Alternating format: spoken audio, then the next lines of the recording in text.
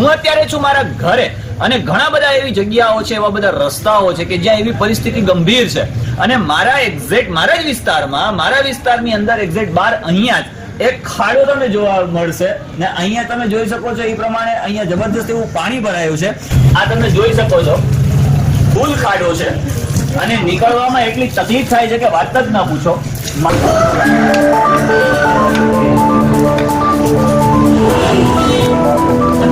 અમારા વિસ્તારમાં વિકાસ ગાંડો થયો છે. આવા તો કંઈક વિસ્તાર છે. ચાલો આગળ જોઈએ અને પછી હું તમને ઘણી બધી બાબતો છે જે જણાવું. તો થોડાક સમય પહેલા અહીંયાની જે ઘટના છે કે એક ભાઈ છે એ એમના પરિવાર સાથે જઈ રહ્યા હતા. નાનું બાળક છે એમની માતાના ખોળામાંથી પડી ગયું અને એને માંગરોળની કોઈ હોસ્પિટલે ન સાચવ્યું ત્યારે જઈ અને જુનાગઢ હોસ્પિટલની અંદર એને એડમિટ કરવામાં આવ્યું. આવી ગંભીર સમસ્યા ઊભી થઈ ગઈ.